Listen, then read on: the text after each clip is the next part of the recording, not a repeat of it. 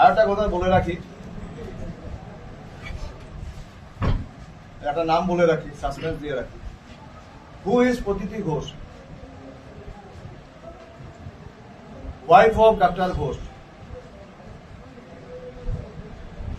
Who is Pratiti Ghosh? Wife of doctor Ghosh. আপনারা বের করুন, সময় উত্তর দেব।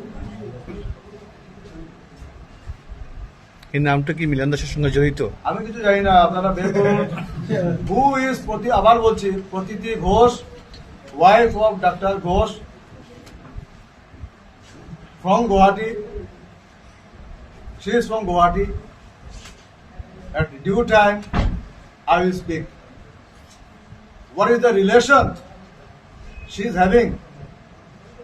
The illegal relation she was having or having with somebody, I will tell you. And I will not speak now. In the due time, I will speak. এটা কোন নেতার সঙ্গে জড়িত হয়ে আছে, জড়িত ছিল কি আছে, এটা সময় বলবে। আর ডিউ টাইম আই স্পিক। যদি লাইন ক্রস করে তখন লাইন ক্রস করা করে কথা হবে।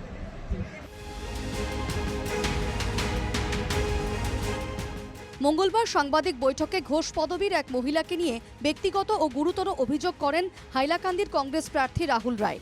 তার এই অভিযোগের সপক্ষে কোনো প্রমাণ দেখাতে পারেননি রাহুল। ঘটনা ঘিরে বরাকের রাজনৈতিক মহলে উত্তেজনা। বিশেষ করে একজন মহিলার নাম উল্লেখ করে তার চরিত্র নিয়ে মন্তব্য করাকে অনেকেই অনৈতিক ও নিন্দনীয় বলে অভিহিত করেছেন। রাহুলের এই মন্তব্যকে অগণতান্ত্রিক ও অসম্মানজনক আখ্যা রাজ্য বিজেপির উপসভানেত্রী মুন স্বর্ণকারের।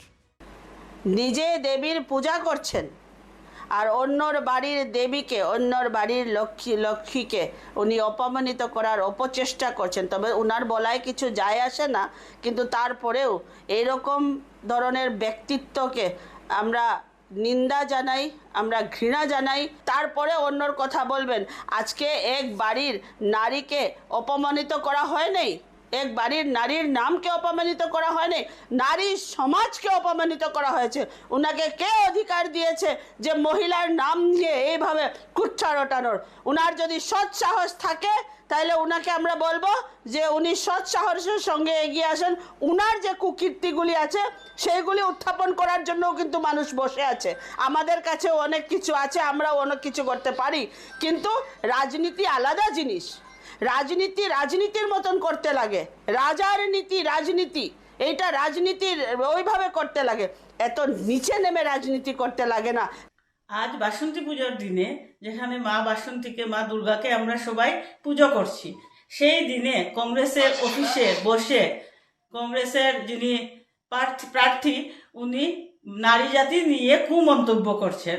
যে মন্তব্য আমি as a district vice president of BJP কোনোভাবেই মেনে নিতে পারছি না। উনার এই কুমন্তব্যকে আমি ধিক্কার জানাই, সমগ্র নারী জাতি উনার এই মন্তব্যকে ধিক্কার জানায়।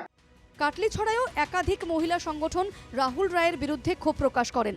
48 ঘন্টার মধ্যে রাহুল রায়কে ক্ষমা চাওয়ার দাবি, অন্যথা বৃহত্তর আন্দোলনের হুঁশিয়ারি বরাকের মহিলা সংগঠনগুলির।